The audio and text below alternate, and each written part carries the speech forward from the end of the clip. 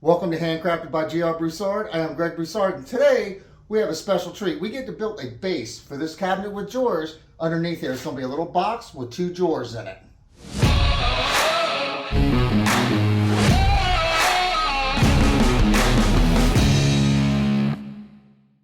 I've laid the cabinet on its side. I measured from the top coming down to 38 inches, which is right here. So this would be the floor, and I need to create a box that fits. We're in this space to raise this up to 38 inches off the ground. So what I'm going to do is I'm going to create 2 of these panels, just like this, on both sides to make sure that we don't cut these too big or too small. We got to put our legs in here too. So we're going to go ahead and build these panels now. So what I've done is I put the top of the cabinet to the flush with my bench. I measured out 38 inches and I put a little tick mark right here so I know where 38 inches is when the top of the cabinet is flush with the front of my bench. So now we can get a realistic size of what we're going to do here. I went through my inventory and I pulled some oak out, and these have been drying for 100 years. These, not really 100 years, but they've been drying for a long time. And you can see that's 6%. Let me see this side.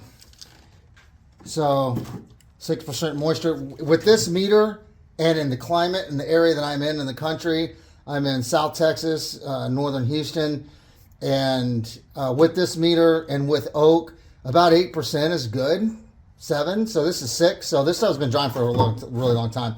So we're going to go ahead and cut our legs out of this and start making our boxes, a box. So the first leg, what we're going to do is we're going to square up one side by hand, and then we'll start using machines. So I'm going to start out with a scrub plane and just get the big heavy duty stuff off here. And we'll move to a number 4. So let me kind of get it down a little bit.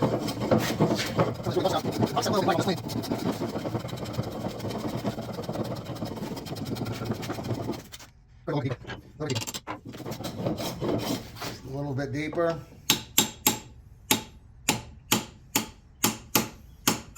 There we go.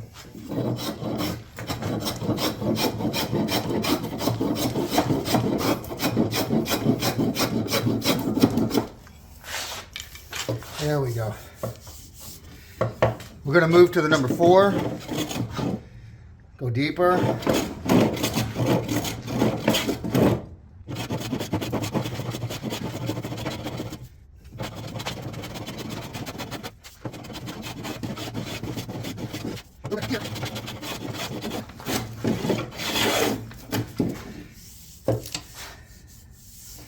All right, we're going to move to a 5.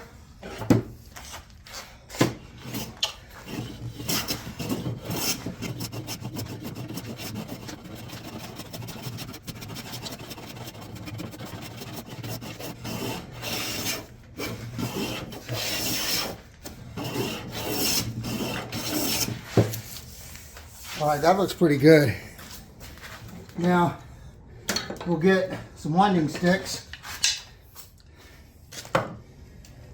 and check for twist.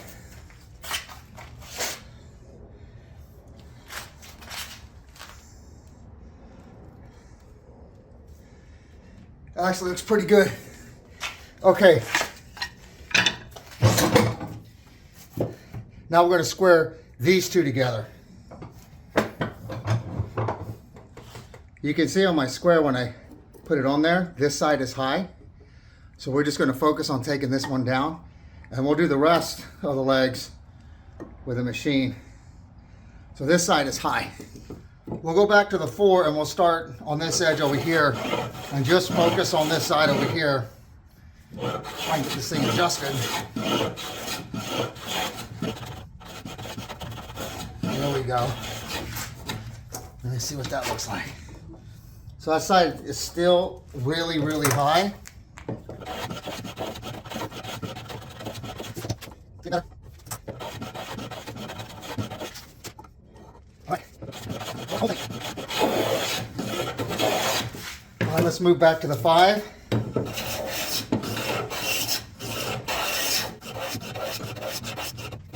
Let's see. It's still like a little bit. That's almost perfect. Over here. Okay. We got it square. Now you can see in here, there's no daylight. Tiny bit right there. Okay. So what we're going to do now is move. So what we're going to do now is cut this with the machine. I changed my mind with the legs, so we're going back with the original panels. I'm just laying it out right now to get my length of my tenons and the width of the boards, and we're gonna start making these tenons. Let's cut these mortise and tenons out of this.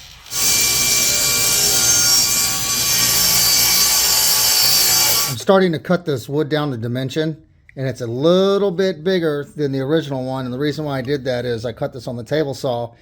And you can see the tooling marks, so I'll get a hand plane and I'll plane those marks off, and when that's done, it'll be exactly the same size as this one. Now I'm laying out my panel for the bottom section, and I'm going off this, and I measured the distance from here, from the outside of it, and we want it at the same, and we've got that the same. It's like 12.5 inches exactly. So we need to set up our mortise and tenon situation.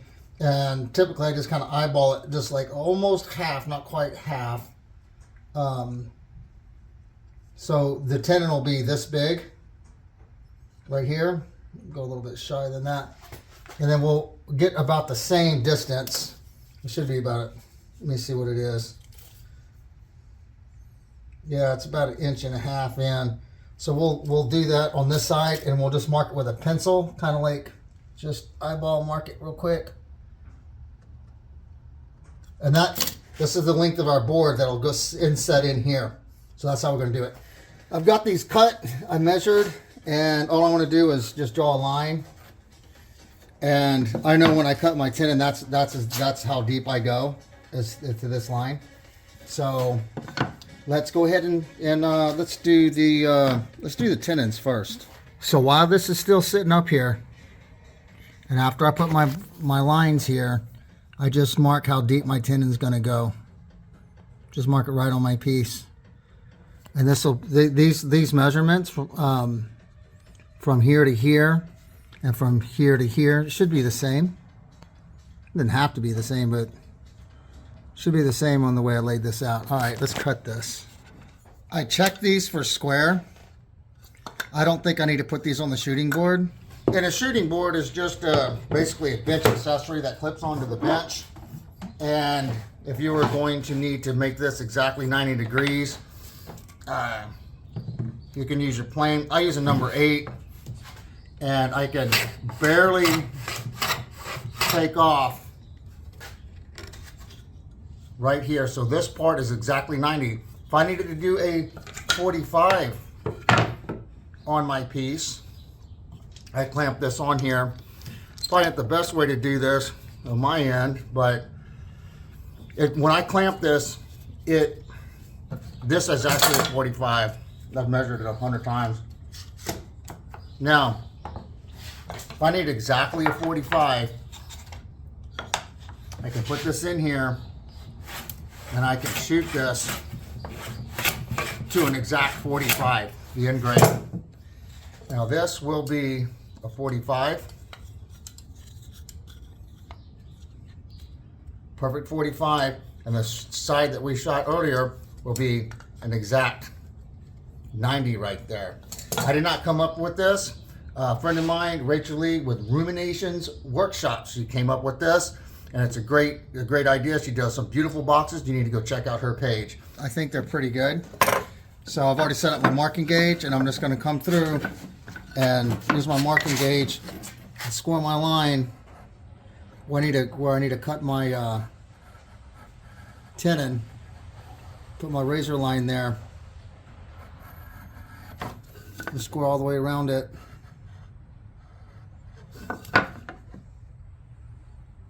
And we'll mark all of them at the same time. So I'm going to mark for a little bit. So I've got all of them marked, and I need to determine the size of tenon that needs to go in here, the thickness. And I'm going to use a mortiser for cutting most of these, but I'll cut one by hand so you can see it. So typically the rule is about, the tenon needs to be about a third of, the size. So this is the smallest mortiser that I've got. And I also, of course, compared that to my chisel. And my chisel's the same size as that. So when I come back and I chisel the mortise on this, the tenon and mortise will be the same size, because I'm referencing, I'm not referencing, I'm using the same size of tool to cut this and this. So this will be the same size as the hole going in here, and I can chisel this out if I need to with the chisel that goes in here. But we're going to use a mortiser to go in here and cut this mortise out. And then we can come in with the chisel if we need to and clean something up, and that should fit in the same hole. There we go. Let's do that. I forgot to do something. I forgot to actually mark my tenon on the piece. When you cut these with a machine, you really have to do it only one time. So what I did is I got my tool and I put that right there, and I measured the distance right there, and I just tightened my tool up on that, my marking gauge. And then I set my marking gauge to go halfway. So what you do is you mark it, and then you look at the lines that are scored on, and you flip it, and you reference from the other side.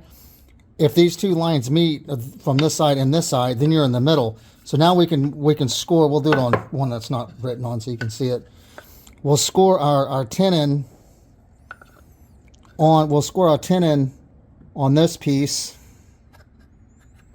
here. It's hard to do it in this position, so get it in the camera. There we go. There's our tenon.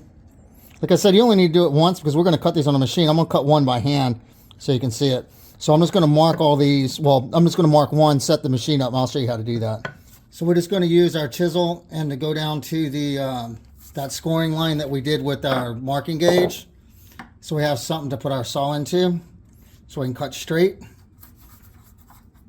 we're going to do this on both sides, and we're going to cut that. And we'll make a tenon real quick.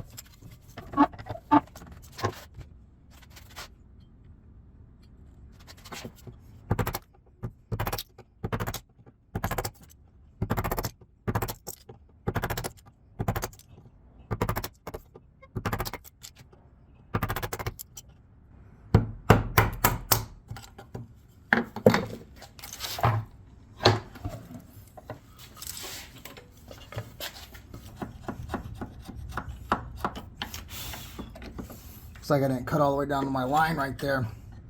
That's where the shoulder plane comes in. We'll use that in a little while. But anyway, clean it up just a tiny bit. And that's one tenon cut.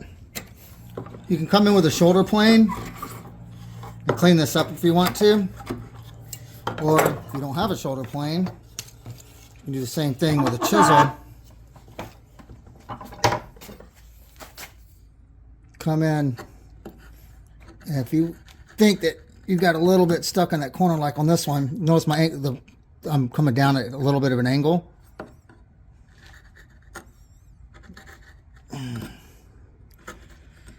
Just kind of get some of that stuff out of there. Then we got to cut the mortise so the tenon can go in the mortise. And so I'll show you. I'm going to put this on here, and I'm just going to draw around this right here. There. So this will go inside there that much, is how whatever that is. I think we said 1.5 inches or something like that. So with our gauge is still set up to mark the middle, I'm going to mark where this goes on here with this gauge. The lines that I drew on here, I'm just going to carry over to the top so I can just see, just put a mark. And then with my marking gauge, I'm going to mark where that tenon goes. I'm going to mark where that tenon goes. And this is the area that we're going to take out. So between these two lines right here. And then we'll put a pencil mark on here so we can see a little bit better.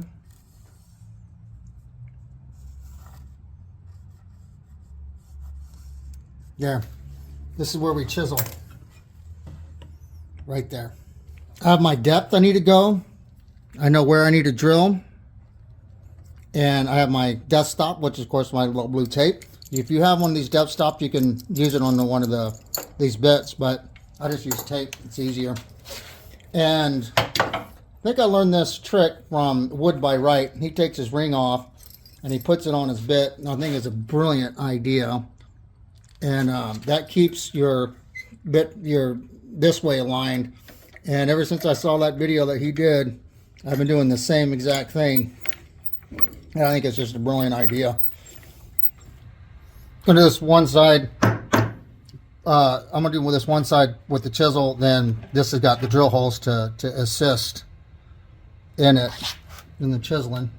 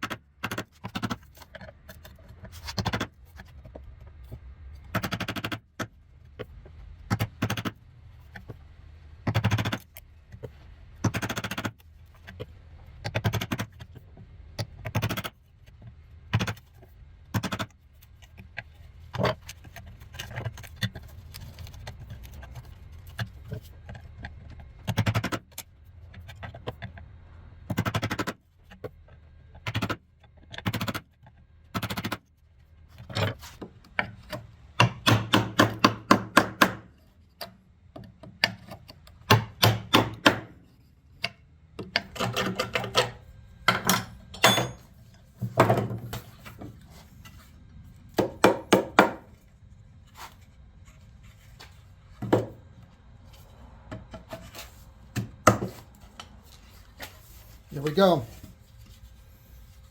It's cut. That one was done by hand, so the rest of them I'm going to do by machine. I had to recut one of my styles across. That's why this one's so long. I'm going to recut this one. I cut that one by hand. Now I'm going to show you how I do it by a machine to make the process a little bit faster.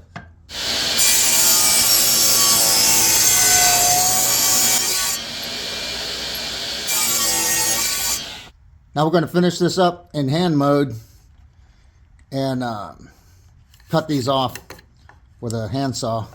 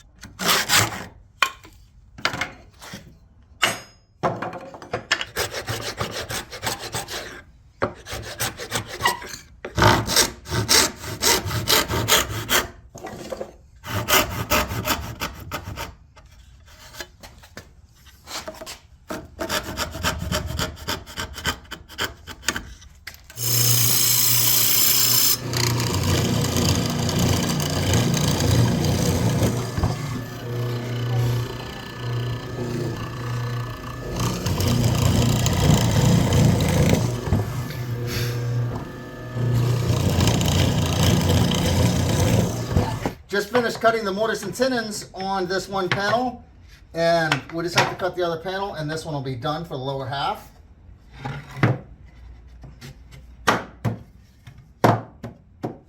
So this panel would go about right here. but on this bottom side. The legs have changed again. This is will be the bottom part of the cabinet. And from the bottom to the top, it's got to be around 38 inches. And my idea was to have the base of the new part sit flat on the floor. They didn't like that idea. And the reason why I was doing that is trying to save some shelf space. So they want legs on it. So what I think I'm going to do is, here's a cabriole leg that I had made for a piece of furniture. Here's the template for that, to cut this. So I decided to make the same type of leg, but just a little bit thicker right here. So if you can see, picture this being underneath it, this little part, that's what this is going to be. So I'm going to cut 4 of these, and we'll attach it to the base of our new, we'll attach it to the bottom of our new base. So it'll be down here with a little leg. So let's cut 4 of these and see how they look. So to make this leg, you have to trace the part, trace from the template onto your stock.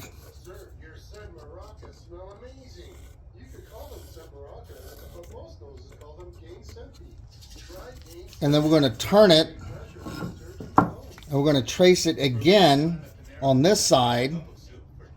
When I flipped the template over and I flipped the leg over, I'm tracing the template wrong in this example. If you see where the 2 red lines are, the red line on the template side should match the red line on the leg side, and it just was reversed 180, so it was flipped over. It's supposed to be corner to corner, and in this example it's traced wrong. I did fix it, and then when I cut it out on the bandsaw, it is correct. So I'm just going to trace my lines on my template on here.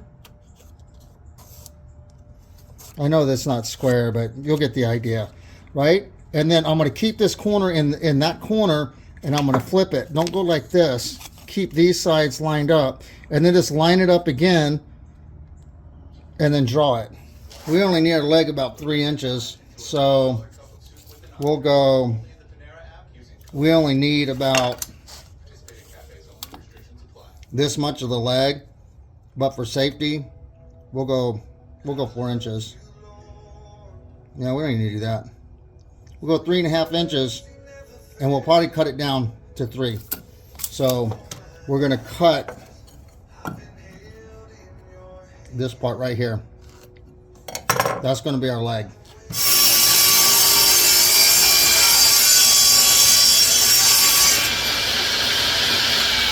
Now we're going to cut this out on the bandsaw. I did trace one side wrong, so I went back and I did it correctly. Now this blade is 3/16 4 TPI skip teeth is what I'm using. It's great for cutting these cabriole legs with these tight turns. Just have to be really nice and easy and gentle when you do it.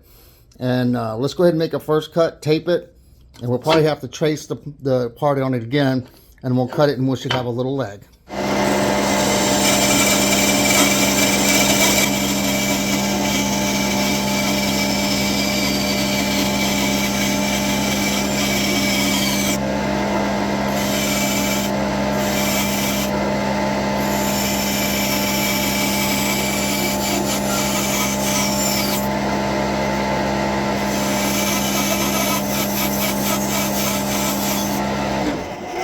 All right, let's go tape this together. These are the parts that we just cut off, right? So the objective is to keep this thing flat because our next cut's going to be here. We really don't need this part on there to support it, and we don't need this part to support it either. So really all we need to do is tape this on there and just do that one little cut right there, and then we'll have our leg. So I just line my blocks up. Now, keep in mind it's minus the kerf, which is the thickness of that blade, you know, how thick it cuts. So we'll just tape this on here. Make sure everything's lined up. That's probably good enough right there. Yeah, it's not going to move. So, because some of my line is disappeared on this, because of the tape, I'm just going to retrace that little part back on there. If you use clear tape, you don't have to worry about this part because you can see your line through the clear tape. That's what I'm going to cut off on this next pass.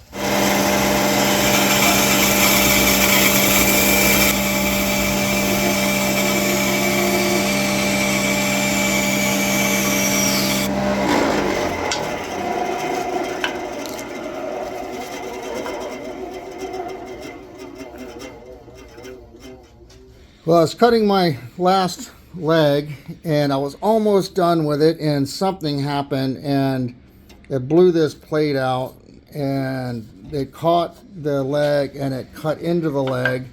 So this leg is destroyed and the blade is destroyed. I'm going to replace the blade and make a brand new one of these. I have to prep more material now because I used exactly the material I needed, but that's okay. So no injuries. That was kind of a little scary, but we're gonna go ahead and fix this up again. We'll make a new plate and cut another leg.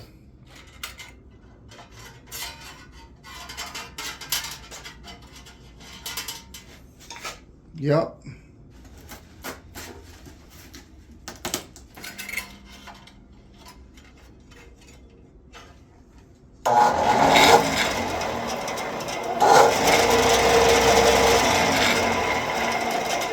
We're back in business. We got a new blade and we got a new plate, and about 35 minutes later we can start again.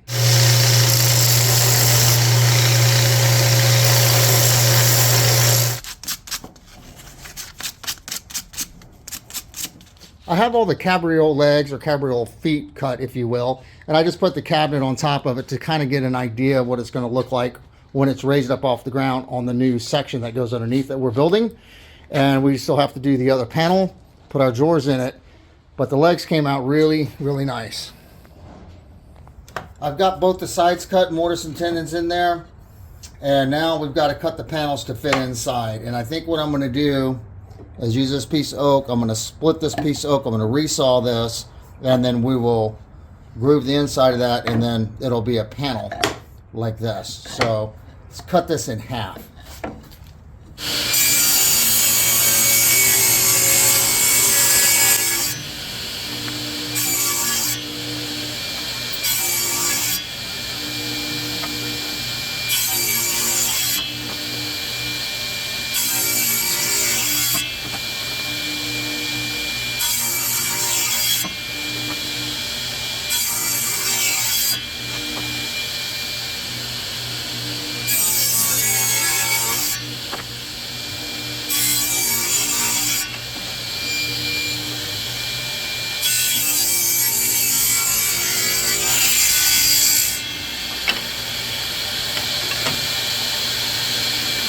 There's the two panels.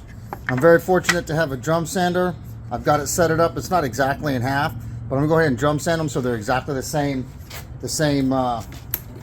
thickness.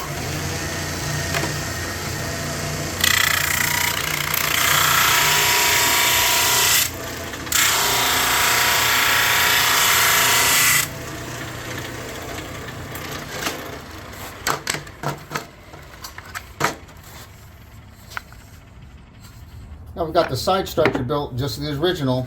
Now we're going to put the panel inside here with the grain going the same way as the original grain. So this is going to be exactly like this piece. So when it's all put together, it'll look like it's one piece of furniture. I got my marking gauge and I just kind of guessed about how far it's going to overlap into the groove. And with those marks, I can line up and kind of see and get about halfway about how deep it is, and I'm just going to put a line there, and I'll do the same thing with this other side with it going in this way, and the grooves will be the same depth all the way around, but just for a visual for me. So I'll sink it in this far on this side and then to this line, so I have to set my machine up to cut a groove, and then we'll have to cut the rest by hand. Now I'm going to cut the groove where the panel will fit in here. I've got this set up with a dado blade, and this is the test cut. I just ran it straight through.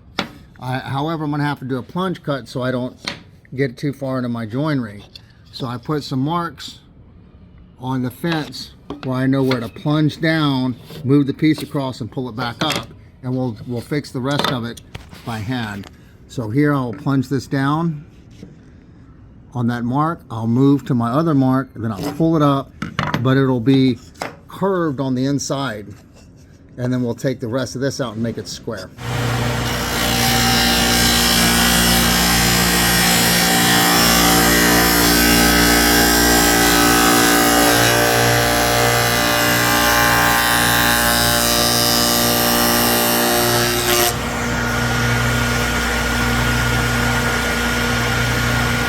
Now we've got this side where the through cut, right? So the panel fits in there, but the side we plunge cut still has this curvature to it. So it won't fit in there square all the way to where it needs to go. So we're going to take this over to the mortar cert and we're going to square these up. I've already set the machine up. I know where to stop my cut at, and I'm going to do the mortise on these.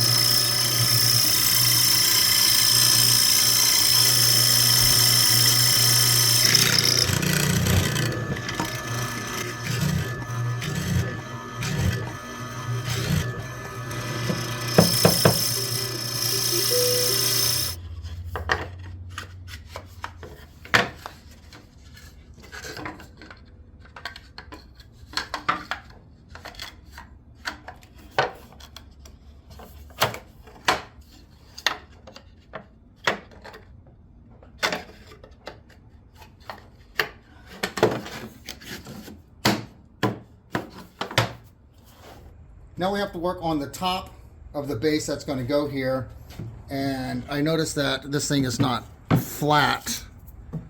You see a gap there on this. It's going like this here. It's cupped. So this needs to be taken down, and this needs to be taken down. I probably will just take creative responsibility and just do that myself without asking the customer, because what I'm afraid of is when I put the top on, it's going to have a little gap here, a seam. This is going to be tucked in a little bit, and I'm going to profile that. So I have to think about that on how to handle that. Do I just flatten it by myself, or do I ask the customer? Because I'm going to have to take the nails out in order to plane. I've got to plane, not with this plane, but I have to plane this down so it's level. And I might even have to run the plane all the way across it to make it flat. And I don't know if they want to do that, or if they want to pay for that, or should I just do it? Well, it's not too bad. I don't know, I got to think about that. No matter if this is flat or not, this will still be the same. So I'm going to go ahead and lay my boards up here. I'm going to make it a little bit larger than it needs to be. Mark it with a pencil. And I'll make me a panel that goes here for the top of the cabinet. I'm going to cut it quite a bit bigger. Not too much. I don't want to waste too much wood, but you know, got to make it a little bit bigger. So we'll cut it here. And this one will go up next to it. So we'll mark this, and we'll just cut both of these boards that long.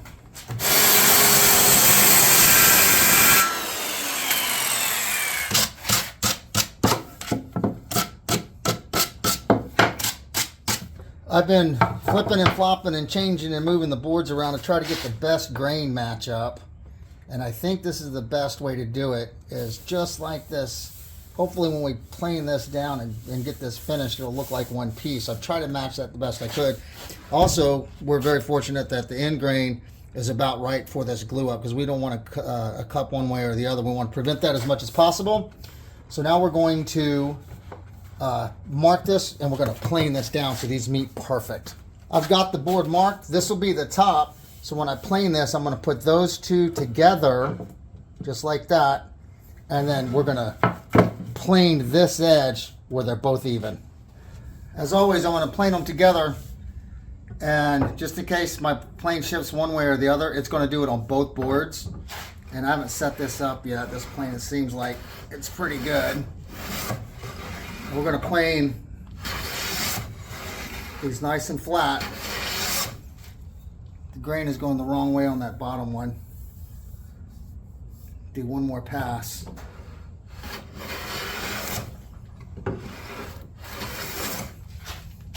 Let's find out how these marry.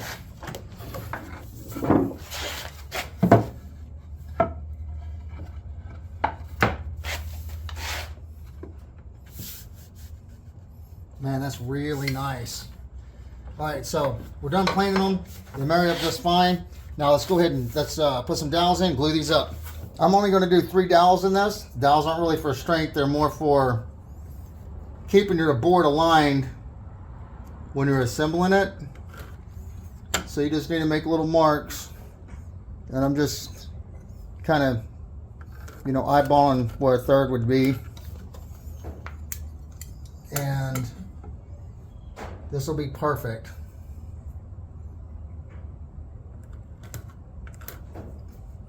All right, let's put dowels in. We're going to use a dowel center to put our dowels in here so we can match these pieces up and they'll have something to line up with. All this is just a little device that clamps on your piece of your wood. It automatically centers the hole on your stock, and there's a little mark down here at the bottom that lines up with what you want to, where you want to drill the mark that we did before. That's going to center this hole in this piece of wood, and we do the same thing on the other side, and then those two will marry up. We have a 5/16 dowel. Yeah, it's a 5/16. So we're going to use a 5/16 dowel to hold these together. Just 3 is good enough. I make a lot of my dowels, but for expedient purposes, this is a store-bought one, and we're going to go ahead and get these drilled. I've got everything set up, lined up. I got my depth stop on my tape, and let's just drill this out.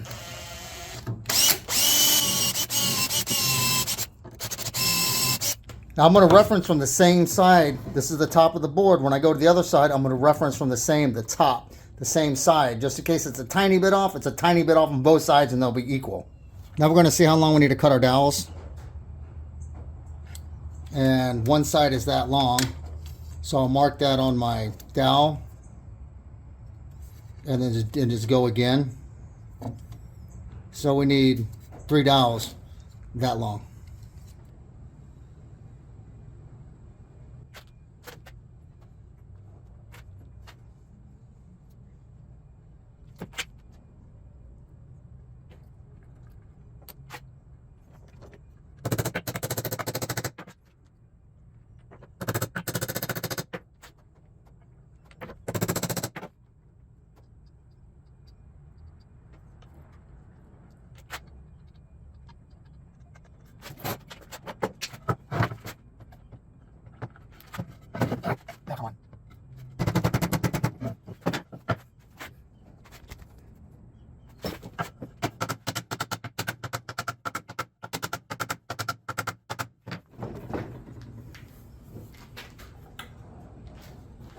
Before the nasty police come out and come and get me, I didn't put padding on here because this panel's a little bit larger than it should be, and I'm going to cut and plane it to perfect size. So I just can clamp it and have a little squish there. It's not that big of a deal.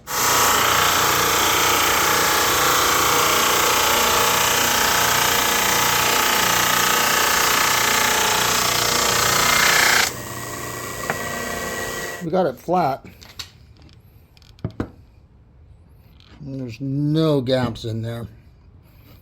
That's excellent. Okay, let's move on to the next panel. Now I'm going to mark the panels the size they need to be so everything will fit together and look like one piece. So what I need to do is make the panels exactly this size, the bottom of this piece here, the original. So I'm just going to simply set it on top and line it up. I already squared the panel up, so I don't have to worry about it being squared. This piece right here is going to be cut slightly at an angle. So it's going to come down, it's going to go in, and it'll go to the new piece down at the bottom of it. And then the bottom of the cabinet is going to have a profile on it. So this is just going to be a transition from the new piece, from the old piece to the new piece. So I spent a good 15 minutes or so making sure that this fence is exactly square to everything, because when I cut this, I don't want to screw it up. So I'm going to go ahead and cut this a little bit large and then measure, make sure it's square, then I'll cut it to its final dimension. So let's go ahead and do that.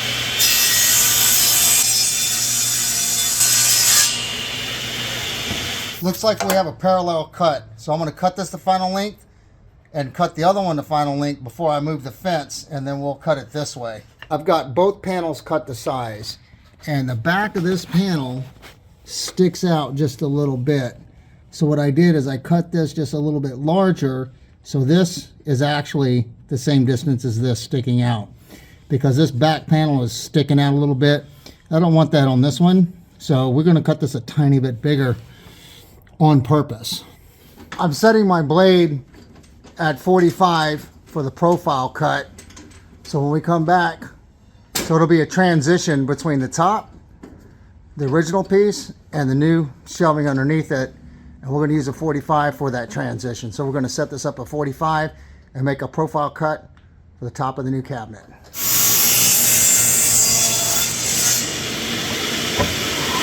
Now you can see that 45, how it'll transition from the original piece down to the new piece right here. And it's going to be a nice little transition. And it's just sitting here right now, balanced, so it's kind of sketchy. I don't want to touch anything. So since this is cut right here, now we're going to cut the profile down here. We've got to create this profile right here all along the bottom of this, and that's what we're going to do now. This is the profile I'm going to go with. This is a new bit. I can't find one to match that profile on the original piece. I could use the hand plane, but it's not close enough. I've got other planes up here, and I've got more than this, but I think I'm just going to stick with a power router and just route it with that. I think that's how I'm going to do it.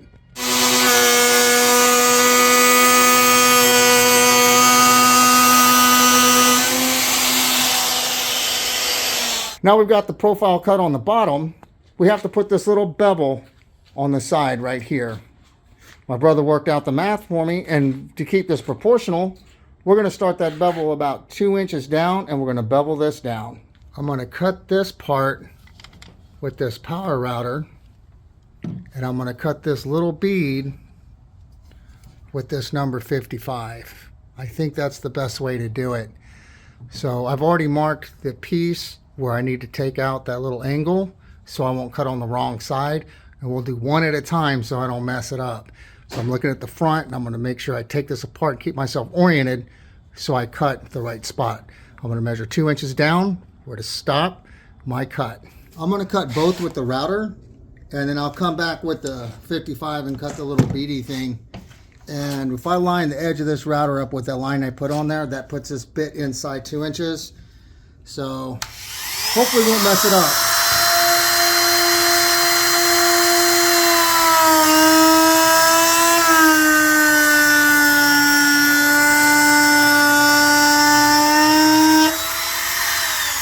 I already have the Stanley number 55 set up, and I've got a little nicker on there, and all that does is score the line before you go through with the cutter. And the magic formula with this is to go real easy and take off just a little tiny bit. I'm just talking like tiny is all you need. Go through. Just take a few times, few strokes. There we go. And then you come back, get rid of your fuzzies. I finished both sides of the trim, and it's consistent with the original.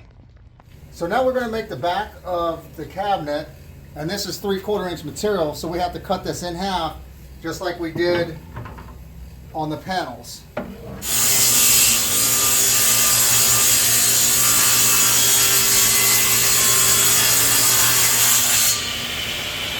Running this through the table saw and then flipping it and running it to the other side, we have these two curves, these two saw marks. Now we only have this much to do on the bandsaw.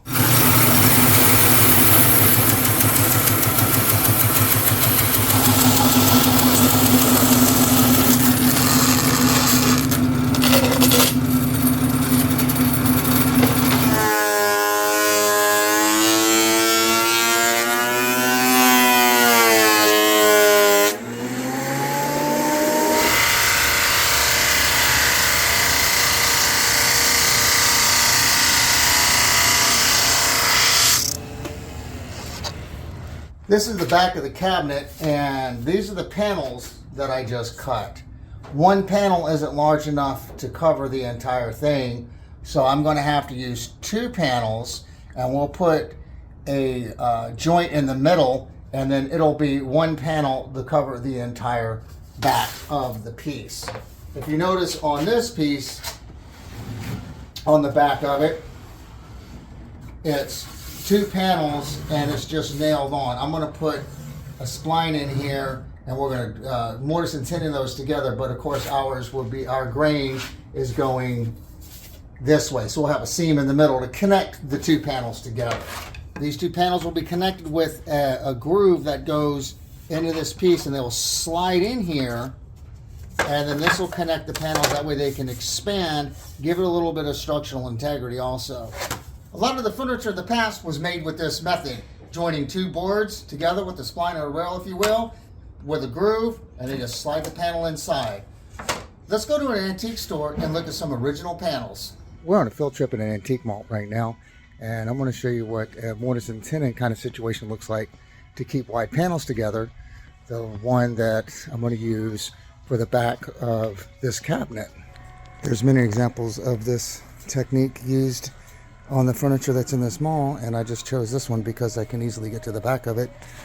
But this is what we're going to use. This is a panel, this is a panel, and it's put together in this style of rail here, and it's a mortise and tenon kind of situation. This kind of slips in here, and this helps with the expansion of this joint. But instead of ours going this way, we're going to have the panels run this way because of the way our cabinet's configured. So this technique can be seen many places on older furniture. For example, this bench is the same kind of panel situation. You look to the back of it, and you can see the same method, same technique being applied here. Here's a more modern piece. As you see, the back is plywood, and there's nothing wrong with plywood, using it for the back of furniture or the drawer bottoms. I think it was invented in 1860s or 70s, and this is obviously a more modern of a piece. But anyway, the back of this is plywood, and you can see there's no rails or stiles to hold the panels together because it's just one laminated piece of wood. Here's another example of plywood. You can see that this has been wet. Someone had cut holes in it for modern equipment at one time, and it's starting to come apart also. The joinery is coming apart. This is machine cut dovetails, and if I can find one in here that's hand cut dovetails, I'll show you the difference between a machine cut and a hand cut. I've done a lot of repairs on these kinds of things with the water damage. But this is a plywood back that has seen a lot of water. This is a really cool example. You can see the panels back there, right? Tongue and groove situation that's planed down, but that was done with a machine. And the drawers are really cool. This is what you call a nap joint. This was used between 1870 and 1900, and they went from the hand cut dovetail to the nap joint to the machine cut dovetail. So this was only used for 30 years in a piece of furniture, so you can pretty much date that. But here's another example, just the side as the panel. It's the same way that we did the one we're working on now. Here's another perfect example. Look at this piece. So here's your tongue and groove situation right here. Adds support to this big piece, and this slips into here. Here's the method in which to adjust your shelving. This is hand cut blind dovetails. You can see here where the craftsman made their mark. They can put their marking gauge on there so they know the depth to go with their cut. And you can see on this one the saw marks, how he overcut a little bit when he was cutting his joint.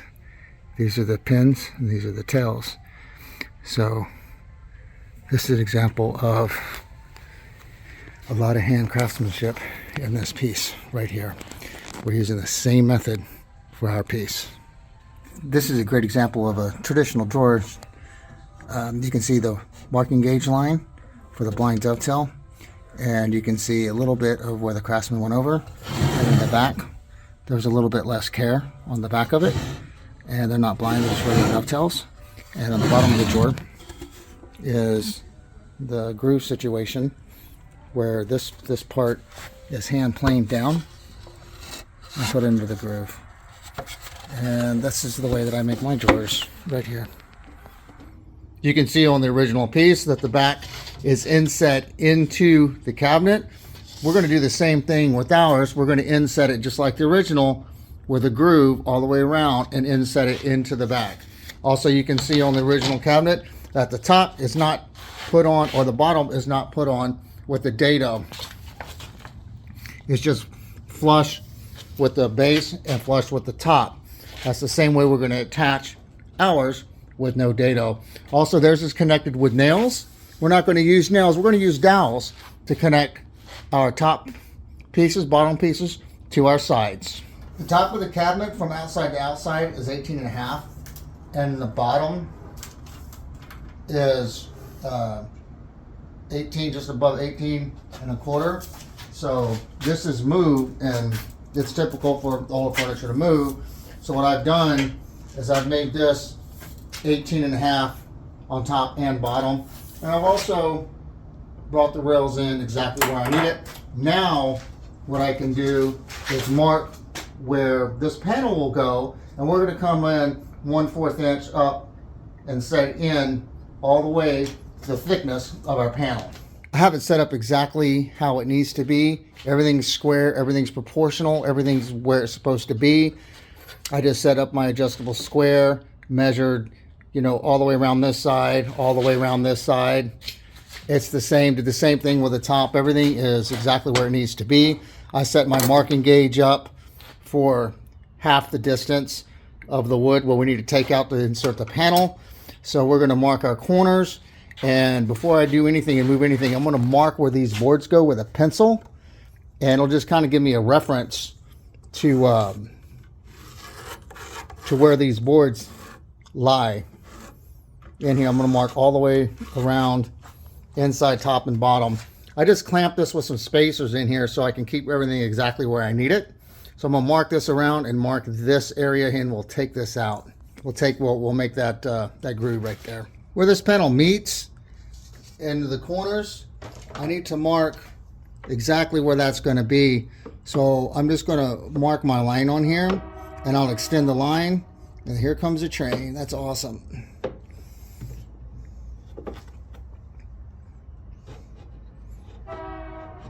So I need to know where that this line stops in the corner.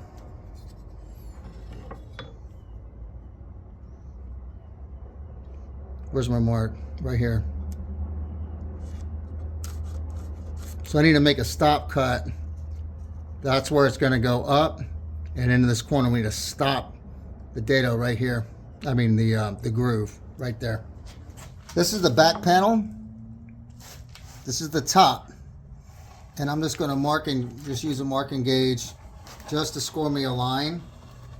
We're going to come in and we're going to take this out.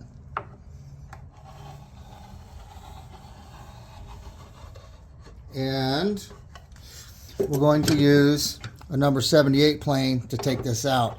But what I need to do first, I have to make my stop cut, because I can't cut all the way through. I've got to stop that. So we're gonna make a little chisel mark right there. I'm just gonna razor that real quick. How far do I? Oops, it goes way up here. There we go. I'll do the other side. I'm gonna take some of this out with a chisel.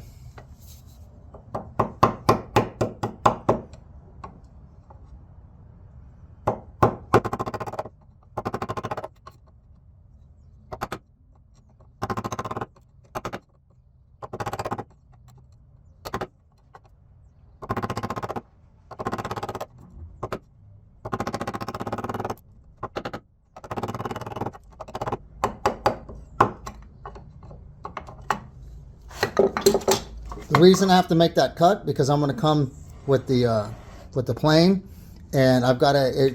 There's no way to really stop the cut exactly where you want it, so I've got to start it someplace, and the iron is way back here, so I've got to start that cut, and I got to have enough distance to get that iron inside there.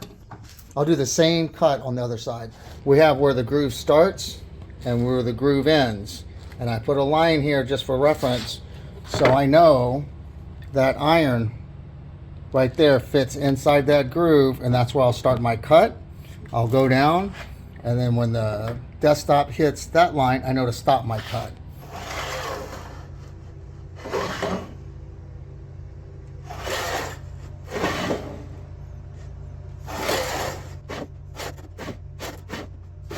We need to go a little bit deeper, and then we'll have it perfect. So let's go ahead and keep cutting this and do the other ones. A little more chisel work, and it fits. So I'm gonna go ahead and cut the rest of these. I'm gonna end the back here too. I'm gonna do the rest of the grooves with a machine.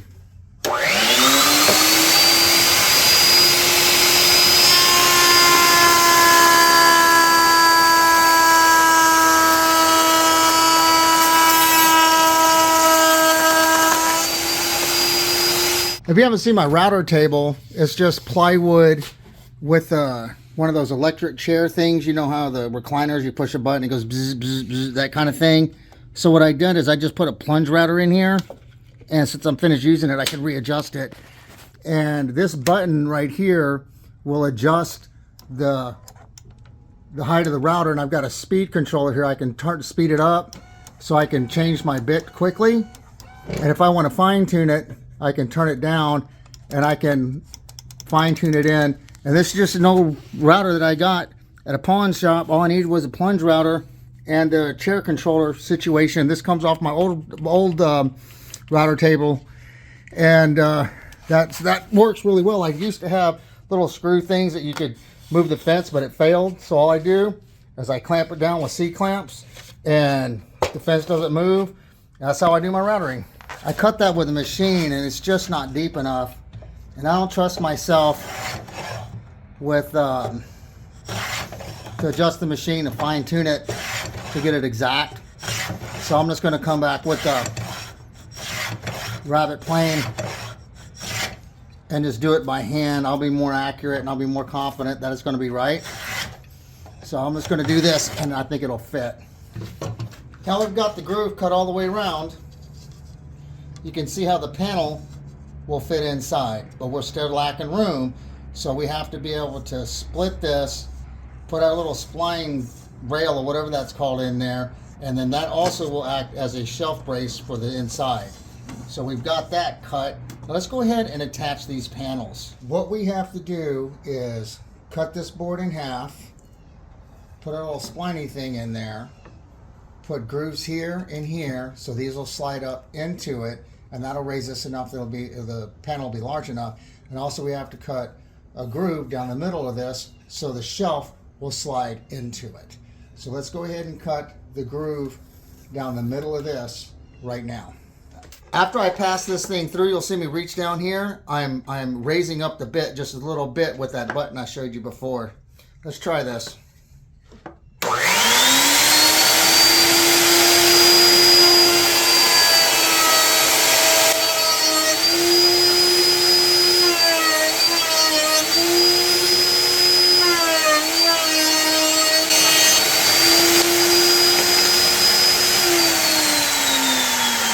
Now again, the way that I find the halfway marks, halfway of something, is I get my gauge, I go this way, and I go this way. When the lines meet on both sides, that's the middle. I just put a pencil mark right there, and I'm going to cut a groove down here for that panel.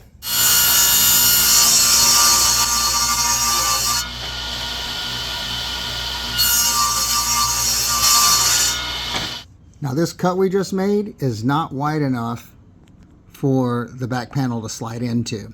So we're going to move the fence over and make it a little bit wider, but I'm going to do it on a test piece before I commit to this one. And if you're not familiar with this, it's called a feather board.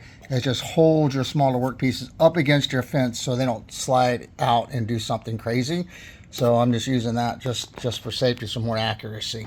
Here's our grooves for the back panel, our groove for the shelf, and this fits in real nice and snug. I've got the back panels cut into the groove, into the support, and on the inside we have that continuous dado that goes all the way around into the groove, all the way back around where that shelf will fit right up in here.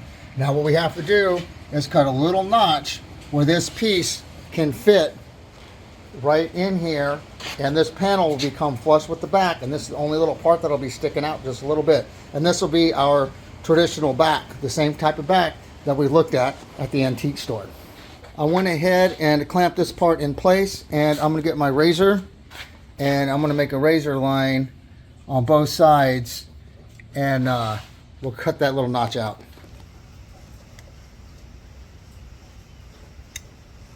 We got to cut these little deals off, and I'm just going to do it by hand. I do not trust myself with a machine doing something like this. I think it's just going to take way too much off, so we'll do it by hand. Tried and true way.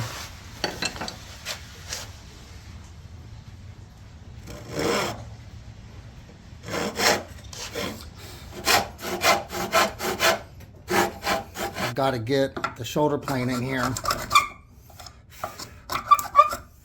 This is the front of the shelf that comes out. I'm going to cut that little bead in there, and we're going to use again the number 55. I still have it set up from the last time I used it to cut these, and we're just going to nice and easy cut a little bead right in here, and we're going to do 2 beads on here. We're going to do one on this side and one on this side. Give it a little decorative front so it doesn't look so plain. Really nice. Not ready with it.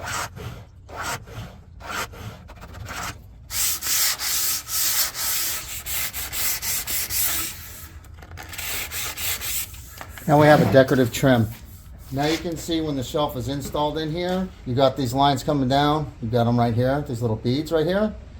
Give it a tiny little bit of decorative touch to it. It's going to look a lot better that way. I have the shelf cut, but it's not completely the dimensions, and we'll make it fit exactly in a little bit. And we're going to use a dado in here. We're going to use a stop dado, and we're going to use a through dado through all the 2 back ones, stop dado in the front. And a dado is a joint that goes across the grain.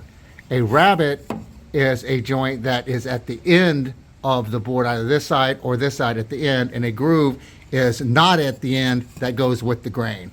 So we're going to do a dado joint in here so we can slip the shelf in that dado. That's how we're going to do that deal.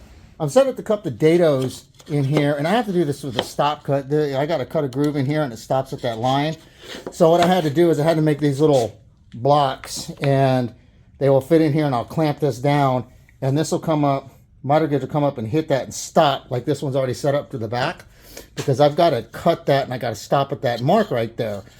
Problem with doing this first one is I've got to cut this backwards. I have to actually pull this back to me to cut it, and I did a couple test pieces. This is set super light, so it worked on my test pieces. I'm going to cut them all to depth. Slowly do it. Now this is the advantage of having this set up here with the controller here.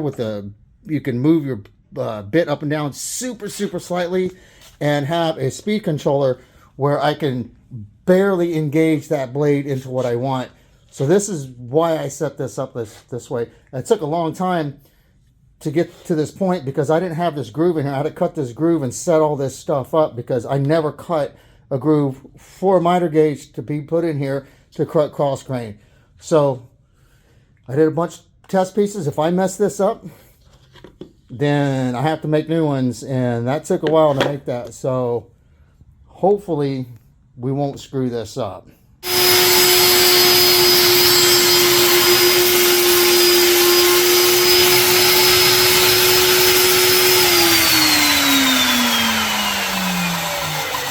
I finished the dados, and I'll come in with hand tools and square that up, and the shelf can fit right inside that little pocket. These are the side panels where the shelf goes into. I've squared up this one. I'm going to show you how I'm going to do that one. I've set up my combination square exactly where I want it, and I can just use the same marking for the other side. And for reference right now, I'm just going to draw a line.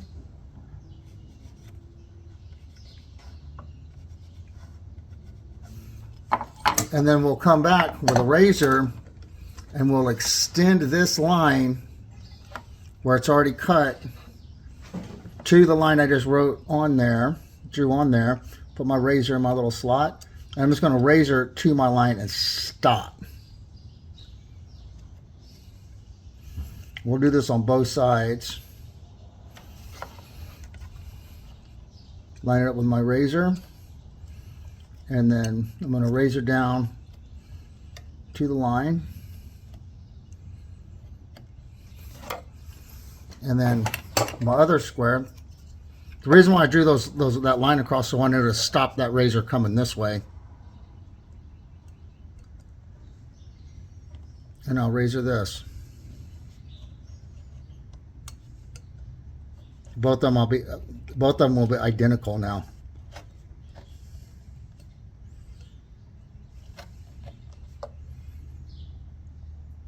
Okay. Get my small chisel and I'll start working on my corners on these little roundy parts. I'll knock those out.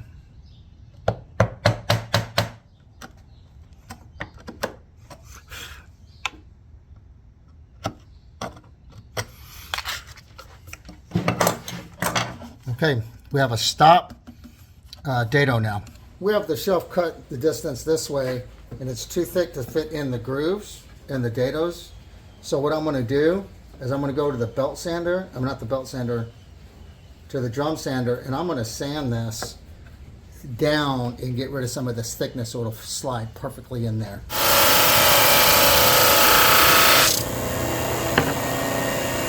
The shelf fits nice and snug in there. Now we have to cut it to length this way, and we have to make sure that we don't cut it too short to make another shelf, or to fix this one we got to cut it so that will fit right in that perfect little groove right there. So what I've done is I've drawn a line where the board goes. Everything's squished and tight together, and I'm going to take it down, I'm going to cut it just where the board fits into that little groove right there. We've got the back panel in, it's installed, and everything of course is just dry fit, and there's the panel.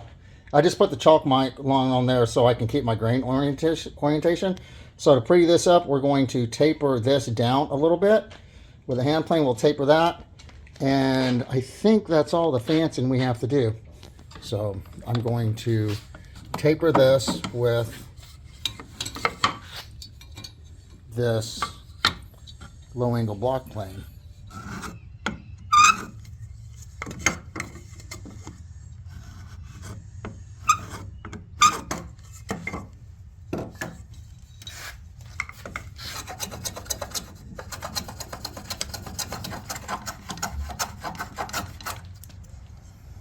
Now you can see just rounding those makes it a little bit more attractive, even though this is in the back.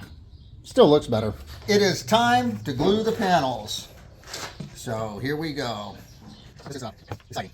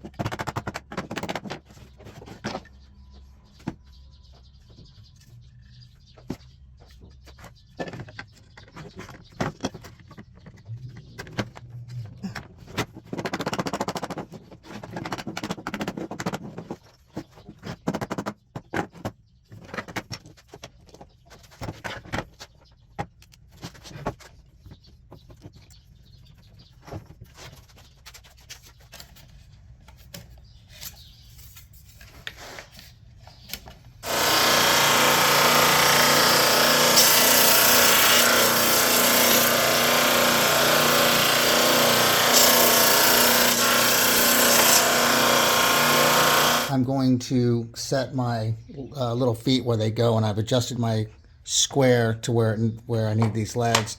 So without moving anything, I'm going to very slightly just come over here and mark where these legs go. And then I'll come back and we'll drill the holes for the dowels that are going to hold this in. So I've got everything set where I want. I just want to have a visual of where these things are going to go. So I'm going to draw all around all of them. I have all the legs lined up where they need to go. And these two lines here, they're just the represent the panel that comes out of the top of the cabinet.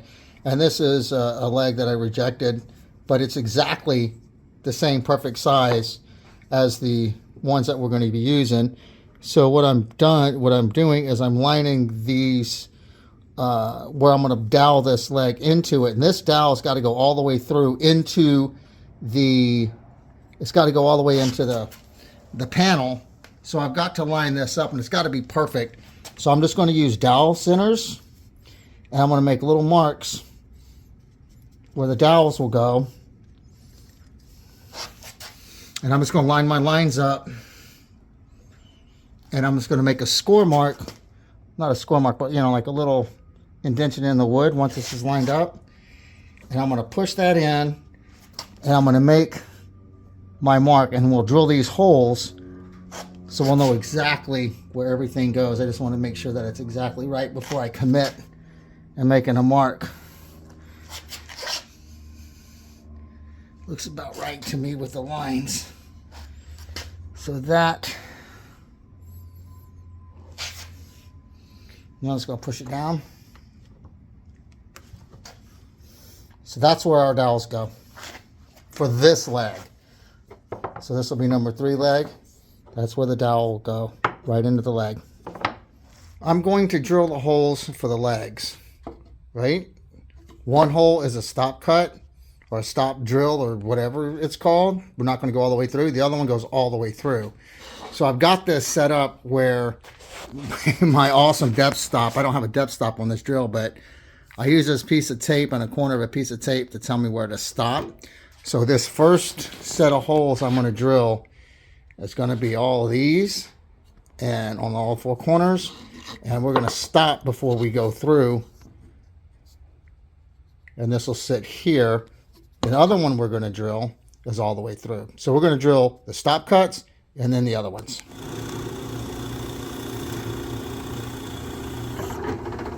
Now we're going to drill the ones that go all the way through, and we're going to stop right when that tip goes to the other side so we don't get tear out, and we'll drill from the other side.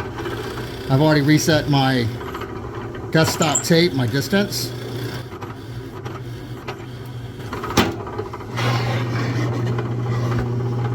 I flipped the board over, and now I'm going to put that tip of the drill bit right in that tip that came through so I'll have a clean hole. And there we go. I'll do all 4 just like that. Got the holes drilled, and this is the one that goes all the way through. It'll go up into the panel on both sides. We're going to drill one more all the way through, so this panel will have 3 of those dowels holding this in place, and they'll go up pretty high inside the cabinet, and I'll go down far into the both legs. So that is the purpose of doing that. The other dowel that we drilled is like right here. It doesn't go all the way through because I don't want that to be seen from the shelf side when they put paperwork or whatever they're going to put in here. I don't want them to see that. I found the place for the other dowel, so I measured this, and it's 33 centimeters, and half of that is 16 and a half. And we found that mark, and then we found what half of this board is that's laying on there, and that's the center. And we're going to use an awl, and we're going to make this a through cut on the drill press. I'm going to do it on both sides. I'm going to do that off camera because you already see me drill holes, so there's no reason for you to watch me drill holes again. So we're going to do a hole all the way through there and on the other side. Now I have to mark the dowels where they will go into the bottom of the legs, and I can't have this sideways, this way, turned or anything. So I have to line my marks up exactly where they go on my lines. So I have to drill straight into that. I'm going to start my hole with a Forstner and then move to a brad point. Just feel like I can get better starting hole. And it seems like it's easier to line up exactly where you want it. So if I just start it off, and we'll continue from there with the other bit. Make sure it lines up right in there. And now we'll use the brad bit to finish these up.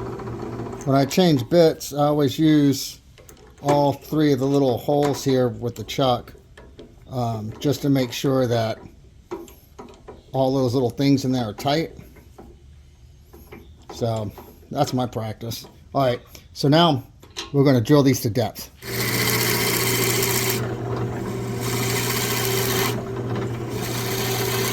have all my holes drilled.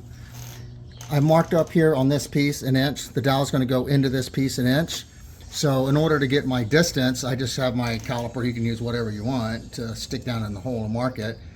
But going down into the hole of the leg, through the base, and up to my mark, that's how long I need 4 dowels. Now I'm going to cut this. I'm going to do this a little shy. I'm going to do it a little bit shy because I don't want to bottom out the dowel and the leg or in here when I put it together. So I'm going to cut it just a tiny bit shy. I'm going to do all the rest of the legs. I'm going to mark it the same way for the dowels. So we have our dowel length. This is the dowel that we're going to use.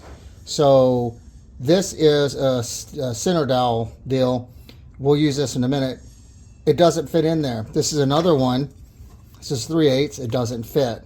So this is the hole that we drilled with the drill bit. It doesn't fit, right? It's swelling and it's all kind of other stuff. So what I have to do when I do these is I have to sand them down, and I'll just use a drill bit. Put it in a drill, and I will hold it, and I just sand it, and I make these little blocks that are made with the same drill bit everything else is drilled with. If it doesn't fit in there, and I'll slide this, and I'll slide it all the way down and back. I know if it slides in and out nice and easy, then it'll slide in all my parts nice and easy with glue. So I'm just going to sand, make all the dowels and sand. I've got all the longer dowels cut, and I tested it with my little my deal. It's important because if this is too tight in there, you could split or break something, and plus this is going to expand when you put glue in there.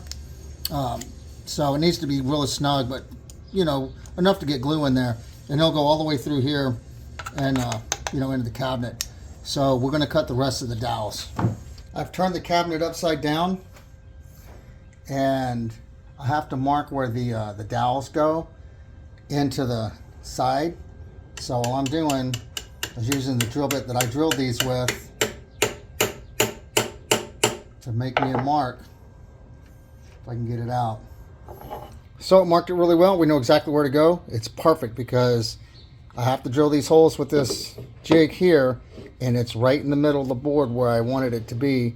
So now we can drill these holes in here with the original bit through the dowel centering jig to make sure these are exactly right.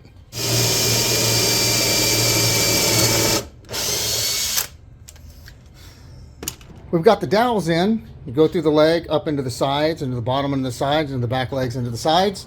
Everything seems to line up and work and be square. And still dry fit, but it's together. I have to put the dowels in here to hold the top on. I'd rather do that than use nails like the original one. And I went ahead and measured this. It's 32 centimeters. I found halfway, and I marked the side of it. And then I just came in what I thought would be a reasonable distance, not to mess the joint up, not too far or too close to the edge. And I marked that. Also made sure that this thing was square. So when we put this together, everything's going to be okay. So we're going to drill these with the dowel center driller deal.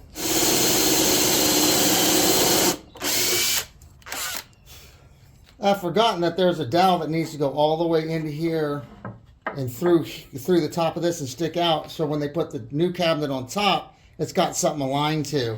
So I went back and drilled 2 more holes. So there's 4 holes to actually hold the top on and keep everything square. This one's not going to have any structural integrity. It's just going to be kind of a loose dowel all the way through here, through here. They can pull this out if they want and use this as a flat surface if they want to. And if they want to keep that piece on top, they'll have the dowels to align it so it's square every time they put it on. So I went back and drilled those. To align the top to put dowels in here, we're going to use these dowel centers. And I only have 6 of them. So we'll mark it, drill it, put dowels in there, move the dowel centers here, and then slide this on the dowels, and then we'll mark it with the other ones because I don't have enough. So that's the way I'm going to do that. So we're going to line this up, and then we're going to push this down, and we're going to mark it. So after it's lined up, it takes me a minute to get it perfect.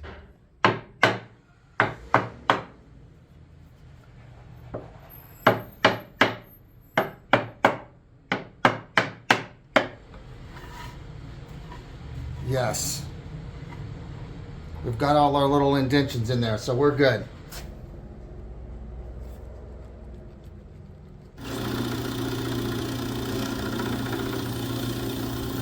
see now I only have 6 dowel centers, and I can only mark 6 holes at a time. The way that I do it is I just put the dowels in, you know, ready to go, and then I just put the dowel centers back in. And this has been drilled, it's been marked, everything's been done to it. So if I slide this on, the dowels should line up like like we marked them, and it should fit down snug.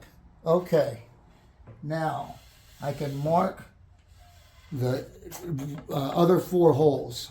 Now you can see where the dowels go in, and the dowel centers are right there. So all I have to do is push this down, and it should mark those holes, and we'll have 4 dowels holding it down. 2 of the dowels go all the way through to hold the new cabinet on. That's how that deal is going to work.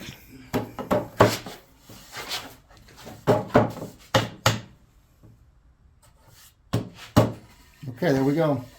Now let's drill these out. Now we have the top of this cabinet marked, and we have it all doweled. Now we have to mark where it goes onto the new cabinet.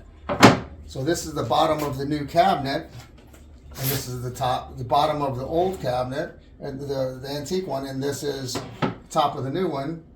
So we have to mark these holes where they can set it on top of it and it doesn't slide around for them. So I'm going to line this up, and we're going to mark that. Okay, everything looks aligned. I'm going to come in and mark these with the brad point bit so we know where to drill the dowels to go on the base of the original cabinet. I have the top of the new piece and the bottom of the antique piece lined up where I want it. So I'm going to use this hole where the dowel goes all the way through as a starter to mark where I drill into the bottom of the cabinet, and I'll make that straight.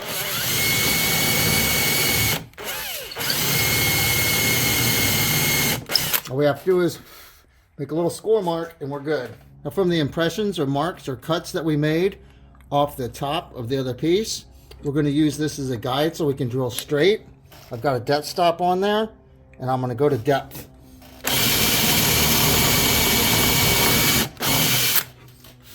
There we go, just do the other side. Dowels are cut to length, holes are cut in this top, holes are cut in the bottom of the original. Let's see how this fits on this.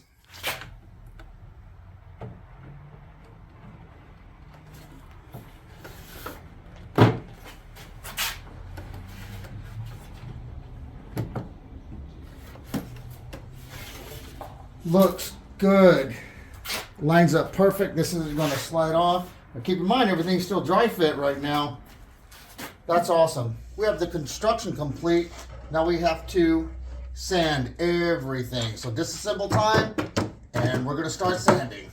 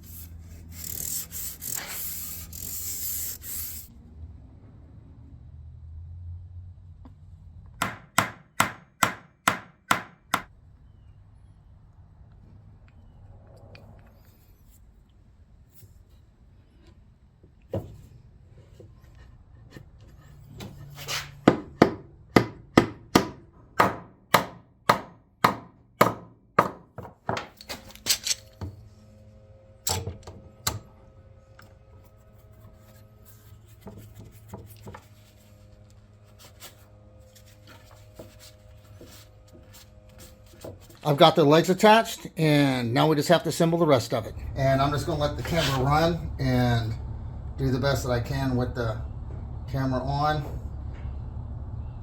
And we'll just glue it up.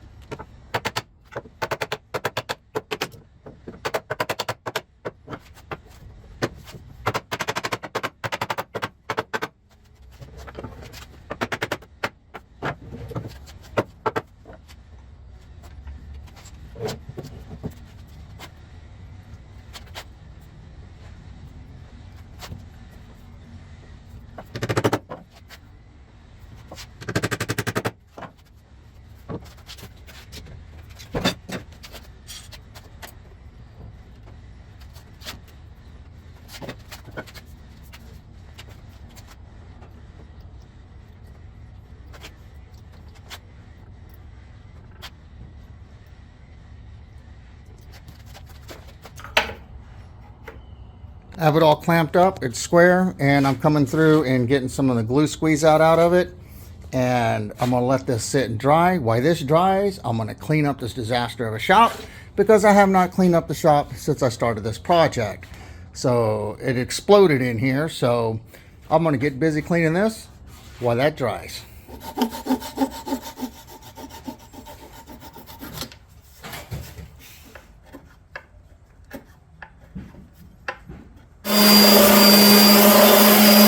The glue up went just fine.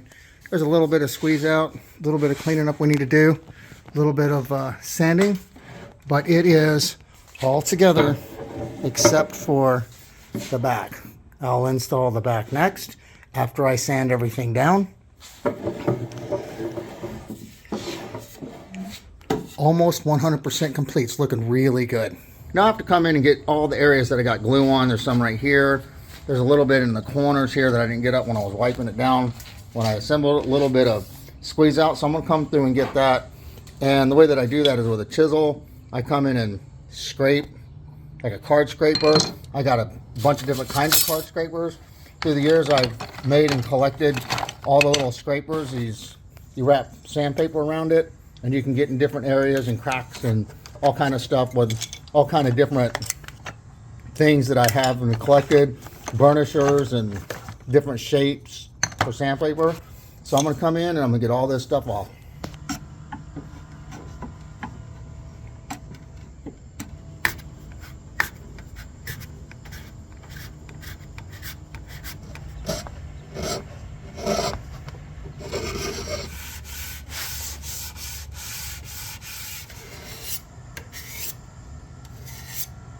I put this in the sun so I can see if there's any scratches or anything, so I can see a little bit better, see if I missed anything. I'm cleaning up the legs and I'm just coming through and champering, put a little chamfer on here, because when they scoot this on the floor, we don't want the fibers to break off. I'm getting ready to attach the back, and we're going to do this with some nails, so I want it to be kind of uniform.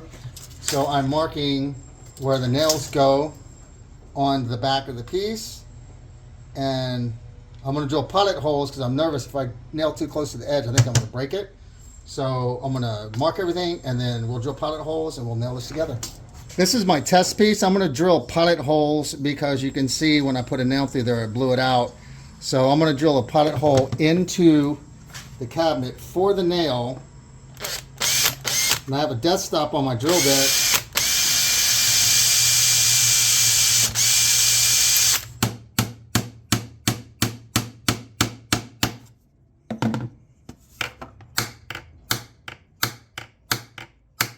The back is complete. All the nails are in. One more sanding on everything.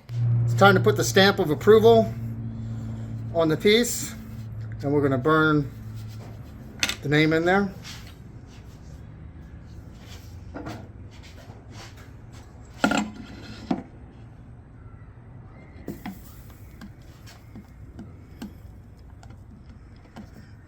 Ta-da! We sign and date it.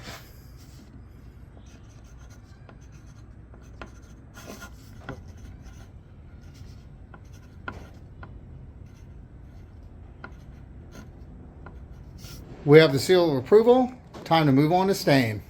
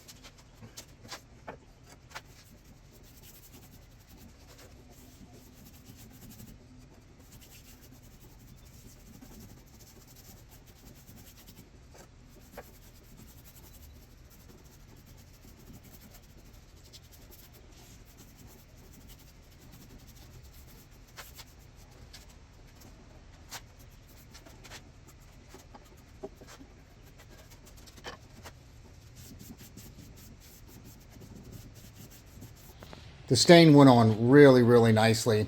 We're gonna let this dry for a few days and come back and put the shellac on it and, you know, sand it down, shellac it a couple times, and then deliver to the customer. Turning out really, really, really nice. I'm going to apply some wipe-on polyurethane onto this project, and for ease of application, I'm going to use this little spray bottle so I can get back into the back of it. I don't want to turn this thing around and do all that. Just wipe it on, wipe it off kind of thing. Sand it, wipe it on a couple more times. So I'm just going to start with the back, and I'm just going to spray the back of it, and we'll wipe that in.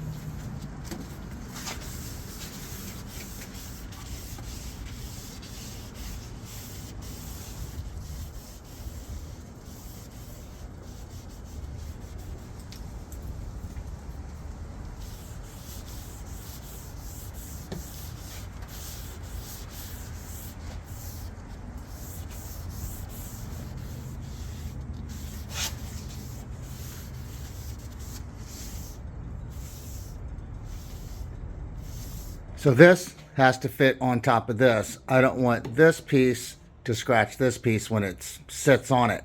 Also, this piece isn't level. It kind of, when it's on a level surface, it moves around. And what I'm going to do is I'm going to clean this surface, stick these little sticky furniture slidey things on there, and then find out which side needs to be raised, and then we'll raise that side so it'll fit on here without moving around. These are probably too thick just by themselves, so I may have to try to cut these in half before I put them on here, because I don't want a big gap in between the two pieces. So I'm gonna try to figure this out. I put this on my table saw because I know this is a flat surface, and you can see it's not flat.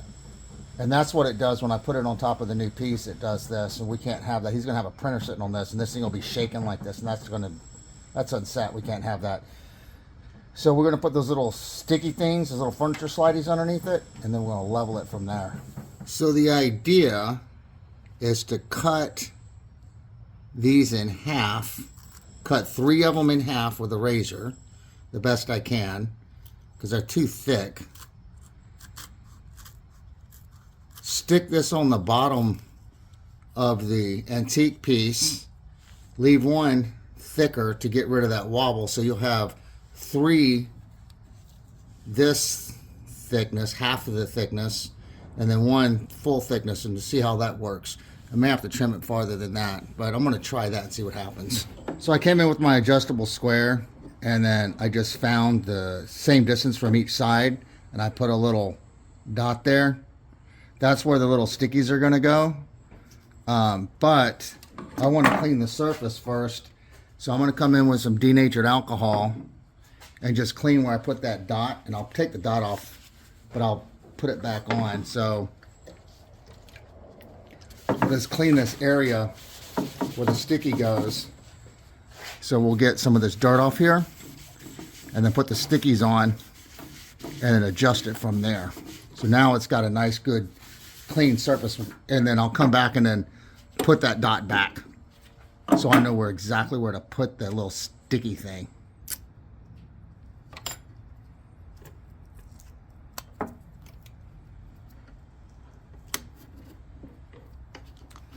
I'll have 3 of the pads on. This is a full one without being cut.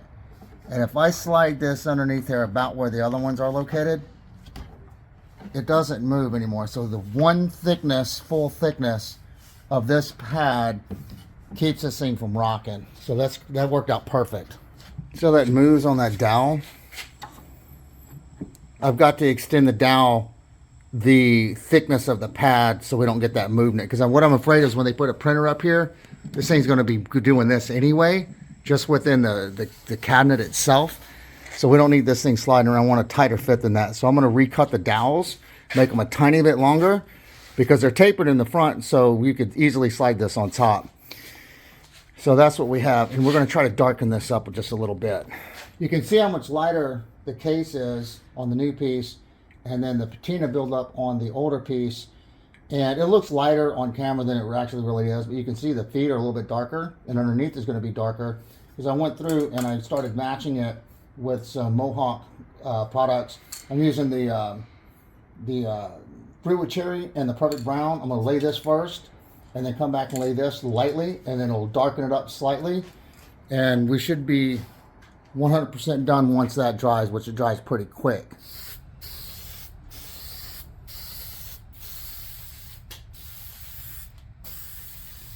Now that the base is complete, we have one repair we have to do on this drawer. We have the slides we have to fix. There's one slide here that's original. You can tell because it's really worn down, and it's missing the one on that side. So this slide fits into that groove right there, and it's missing the one for this side. So we're going to duplicate this. This is the original. You can see how it's worn down. This is the original one. So we're going to copy this, clean those grooves out, and then glue them up.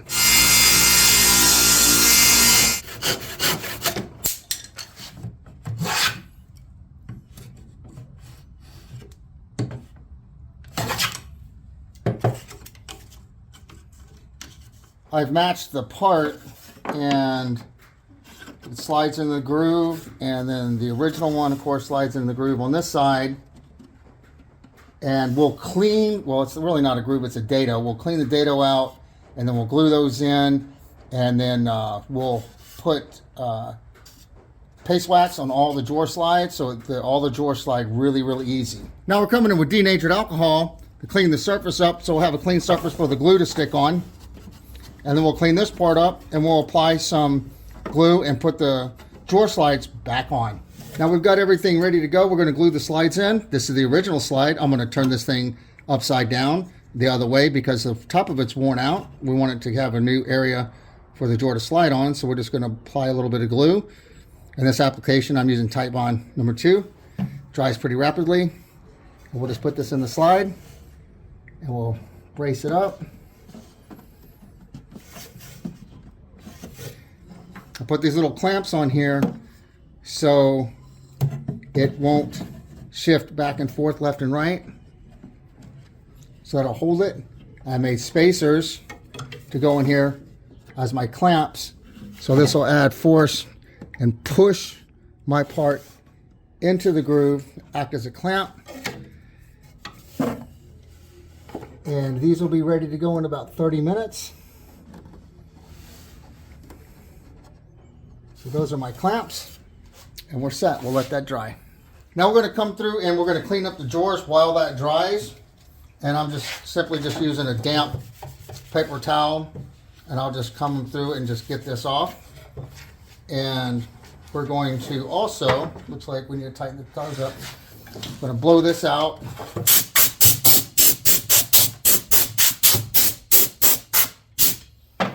And the most important thing is we have to apply paste wax to the wood slides so it will slide easier. I put the drawers in order in the case, the best that they fit. We're going to do the bottom, and we're also going to do the tops, because when you pull this out, it hits on the top a little bit, so we're going to apply a little bit here. And this is the bottom drawer, and we'll go from bottom and work our way up. And this should make this drawer slide nice and easy in the cabinet. So I'm going to finish wiping this down, wipe the other ones down, and we'll test them.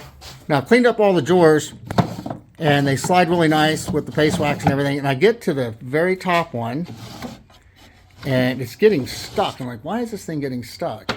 So I look down here, and there's a nail. Now this nail is sticking up and dragging to the bottom of the drawer. Now, when I ranged these drawers, I ranged them the best that I could with wear, and you can see the wear from this nail hitting the top drawer. So these things should be in order originally when in the original order that they were. So I'm going to come in, I've got to get these nails, and I got to put the nails down. I'm going to pop those down in there with this nail set. And we got to get this nail and pop it below the surface so it will not scratch the top of that drawer anymore. So now that the nail is in there, let's see if it slides. Yes. So all the drawers slide in and out perfectly. I'm going to number these drawers. It's going to be 1, 2, 3, 4, 5. I'm going to number them right on the back so we know which drawer goes where if they ever come off or come out.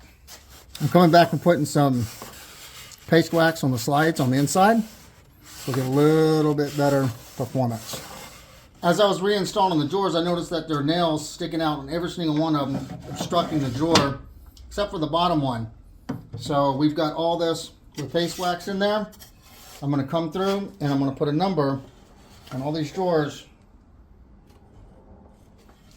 label every single one of them, so we always know where this where the drawers go if they ever get removed. Now I'm going to come in here with all this dust. I'm going to come in here with air, clean all this stuff out that's underneath it. So we're going to clean this up a little bit, wipe it down, and this will be a complete project after that.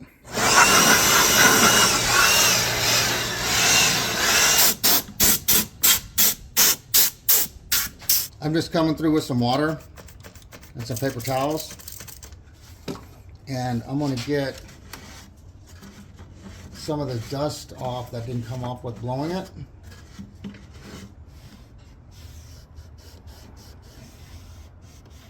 What I'm going to do, they didn't ask me to do this, I'm just going to do this as a courtesy. I'm just going to come in on some of these big scratches that are on this piece.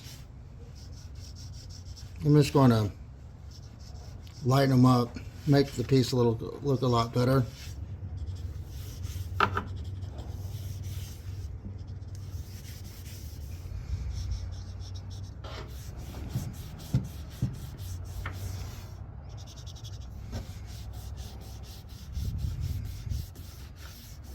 There's this little ring, it looks like from a cup or something that's on here, and I'm using denatured alcohol and a Q-tip, and I'm going to come by and see if I can lighten it just a little bit.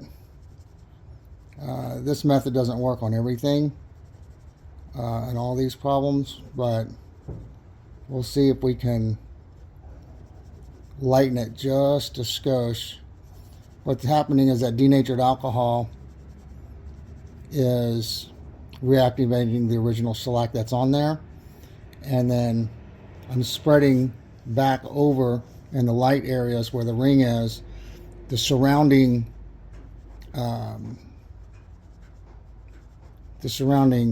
stain and shellac over the top of the ring to kind of smooth it out a little bit, and I'll come back with paste wax. Again, this isn't something that they asked me to do, but I thought that it just as a courtesy, clean it up a little bit. The project is complete. I just saw this and thought, you know what? Let's do the extra over and beyond situation, and this one's going to be tough right here.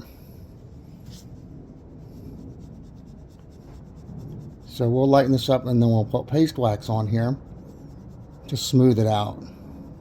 Now to smooth this out a little bit, I'm going to apply some of this paste wax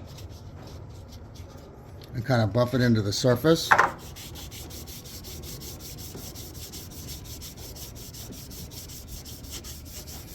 You can still kind of see where it was, but it doesn't catch the eye as badly as it did before. It's almost completely gone away. I'm 100% done with this project. Came out absolutely beautifully. The drawers slide in and out very nicely. This is kind of a challenge because the nails were sticking in there. We paste waxed everything. We got the drawers in order. We numbered the drawers on the back, so if they do come out, they can put them back where they're supposed to go. Dowels came out very nicely. Got the little pads on the feet so it doesn't scratch the new piece. They've got the 2 shelves in here as required. Made some really cool cabrio legs or feet. So this project turned out very, very nicely.